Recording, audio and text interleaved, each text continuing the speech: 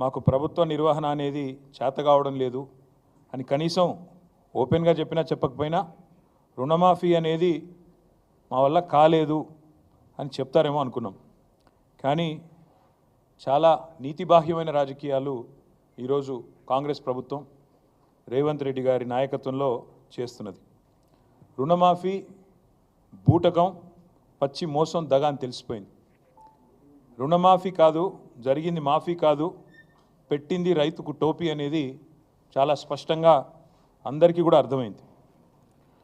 రవ్వంత రుణమాఫీ చేసి కొండంత డబ్బా కొట్టుకున్న ఈ ముఖ్యమంత్రి డొల్లతనం, ఆయన చాతగాంతనం, ఈ అబద్ధాల ముఖ్యమంత్రి నిజస్వరూపం 70 లక్షల మంది రైతుల సాక్షిగా బయటపడ్డది.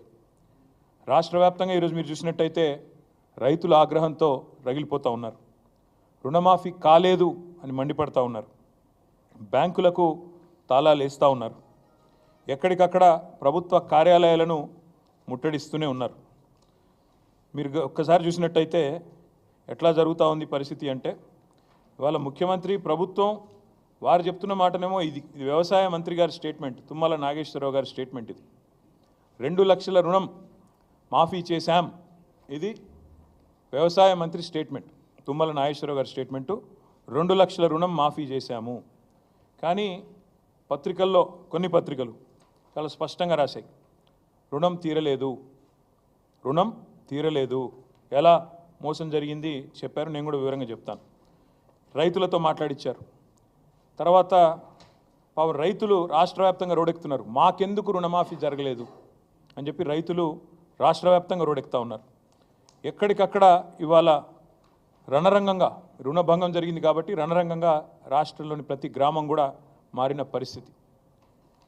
ఇవి మాఫీ మంటలు అనే పేరిట మాఫీ అని చెప్పి మోసం చేస్తున్న వైనం ఏదైతుందో దాని మీద ఒకవైపు, మరొక వైపు ఎక్కడికక్కడ నిరాహార దీక్షలు, ధర్నాలు, నిరసనలు. ఇది ఎవ్వరు ఏ పార్టీ ప్రేరేపించింది కాదు.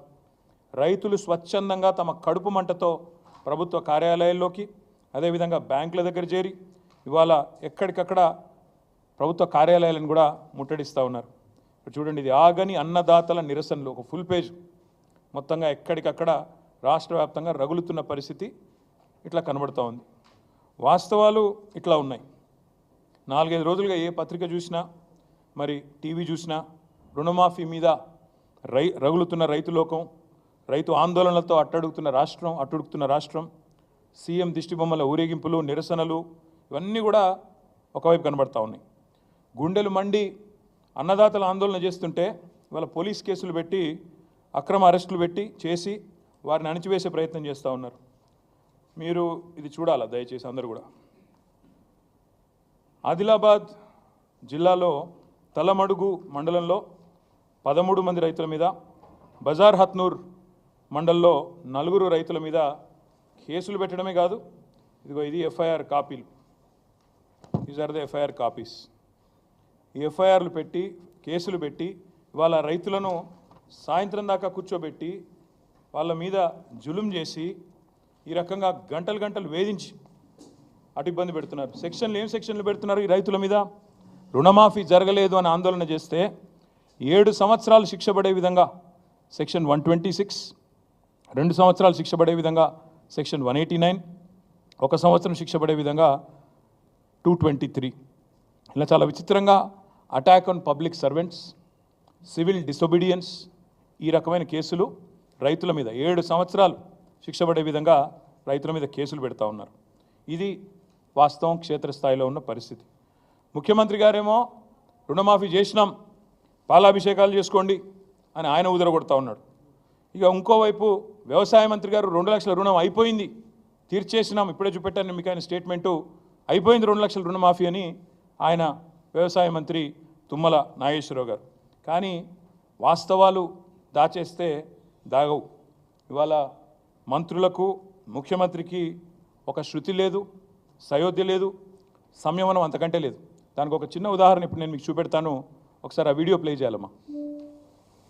తిరగకంటే ముందే తెలంగాణ రాష్ట్రంలో ఉన్న లక్షలాది మంది రైతాంగానికి 2 లక్షల రూపాయల రుణమాఫీ, 31,000 కోట్ల రూపాయలను వారికి రుణ విముక్తులను చేసి బ్యాంకుల నుంచి వాళ్లకు స్వేచ్ఛను ప్రసాదించి నా తెలంగాణ రైతాంగం ఈనాడు తెలంగాణ రాష్ట్రంలో రుణ విముక్తులై స్వేచ్ఛా వాయువులు పీల్చుకునే విధంగా ఈనాడు కాంగ్రెస్ పార్టీ నిర్ణయం తీసుకున్నది. మిత్రులారా, కొన్ని ఏదైతే సాంకేతిక కారణాల వల్ల రుణమాఫీ జరగలేదు, వాళ్ళకి 100% మేము రుణమాఫీ 2 లక్షల రూపాయల వరకు చేస్తామని చెప్పి మనం హామీ ఇస్తున్నాం. మీ అకౌంట్లలో మీ పేర్లలో వివిధ కారణాల చేత అర్హులైన రైతులకి తప్పకుండా మిగిలిన 12,000 కోట్లను కూడా మీ ఖాతాలకి రాబోయే రోజుల్లో ఈ ప్రభుత్వం చిత్తశుద్ధితో ఇవ్వటానికి ఉన్నది అని కూడా మరొక్కసారి మీకు గుర్తు చేస్తున్నాను. But his statistics is saying that so far only 7,500 crores only have been renewed and given to the farmers. So I request మీరు దాదాపుగా ముఖ్యమంత్రి గారు మాట్లాడిన మాట ఇప్పుడే నేను చూపెట్టాను. వ్యవసాయ మంత్రి తీయండి. వ్యవసాయ మంత్రి గారేమో 2 లక్షల రుణమాఫీ అయిపోయింది అని ఈ డాంబికాలు వ్యవసాయ మంత్రి. ముఖ్యమంత్రి అదే ఖమ్మం జిల్లాలో మీటింగ్ పెట్టి 2 లక్షలు ఇచ్చేసినాం, అయిపోయింది, 31,000 కోట్లు ఖతమైపోయింది, మీ అకౌంట్లో పడ్డాయి, ఇక మీరు సంబరాలు చేయండి, ఏట్లో దుంకండి ప్రతిపక్ష నాయకులు అని ముఖ్యమంత్రి. మరి ఇప్పుడే ఇంకా 3 మంత్రులు మాట్లాడినారు ఉప ముఖ్యమంత్రి గారితో సహా. బట్టి గారు ఏమన్నారు? ఆయన చెప్పిన లెక్కలింటే, బట్టి గారు చెప్పిన లెక్కలింటే రుణమాఫీ వట్టిదే అని స్పష్టం